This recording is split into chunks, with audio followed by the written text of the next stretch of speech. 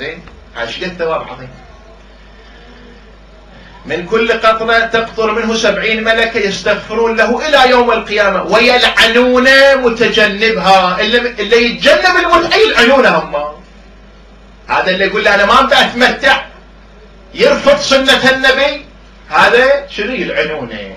ولا تقربوا الزنا إنه كان فاحشة وساء سبيلا. كذلك عن الإمام الصادق سلام الله عليه يقول إني لأحب للرجل أن لا يخرج من الدنيا حتى يتمتع ولو مرة. واضح مولانا؟ ولا تقربوا الزنا. في رواية عن الإمام الباقر سلام الله عليه لهو المؤمن في 3. المؤمن يبي يلتهي بشنو؟ بالكورة؟ لا. بالكيرم؟ لا. بالبتة؟ لا. بالرياضة؟ لا. لهو المؤمن في شنو؟ الحديث يقول لهو المؤمن في 3: التمتع بالنساء، ومفاكهة الإخوان، والصلاة بالليل والناس نيام. ولا تقربوا الزنا. عن الإمام الصادق سلام الله عليه يقول قال المتعة والله أفضل وبها نزل الكتاب وجرت السنة. حديث. ولا تقربوا الزنا. نفس الإمام الصادق يشجع على المتعة. اجى لي واحد قال لي أنا ما عندي فلوس أتمتع، فالإمام طلع دينار قال اتمتع. نفس الإمام الصادق. هاي الرواية عنه. عن أبي بصير قال دخلت على أبي عبد الله عند الإمام الصادق عليه السلام فقال لي يا أبا محمد تمتعت منذ خرجت من أهلك. هذا هم متزوج همات طالع من أهله رايح يعني فد مكان. قال لا. قلت لا ما تمتعت. قال ولم؟ قلت ما معي من النفقة يقصر عن ذلك، يعني الفلوس اللي عندي على قولتنا ما تيزي. واضح؟ الفلوس اللي عندي لا تكفي. قال فأمر لي بدينار. الإمام الصادق أمر يعطوه دينار هذا الرجال، فأمر لي بدينار. قال أقسمت عليك إن صرت إلى منزلك حتى تفعل. قبل لا تروح بيتك تمتع بالدينار. شنو الإشكال؟ اكو واحد عنده نساء 2 3 مع ذلك الإمام الصادق يقول بعد تمتع.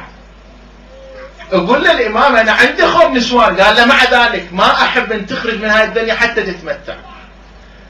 بني رواية عن إسماعيل بن الفضل الهاشمي قال لي أبو عبد الله عليه السلام تمتعت منذ خرجت من أهلي؟ قلت لكثرة ما معي من الطروقة أغناني الله تعالى. لكثرة ما معي من الطروقة أغناني الله عنها. ايش معنات الطروقة؟ يعني أنا عندي نسوان أطرقهم أجامعهم، يعني الله أغناني. قال وإن كنت مستغنيا فإني أحب أن تحيي سنة رسول الله. صلى على محمد وآل محمد.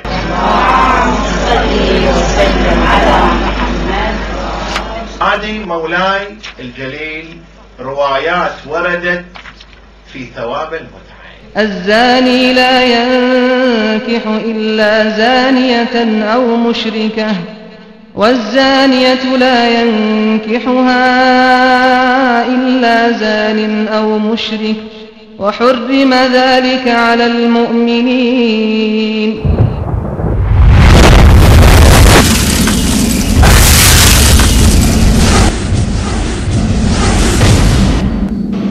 يعني هذا الكتاب هو يدل على أنه ذو العملاء.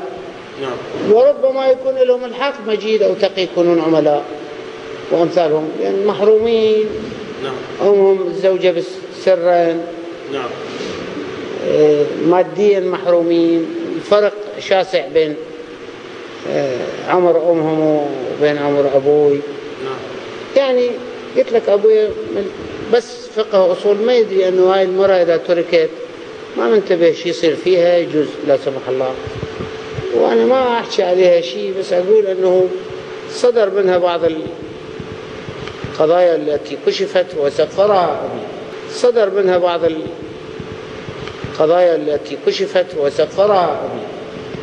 سفرها بال 1963 إلى إيران، طردها إلى الأبد هي وأولادها.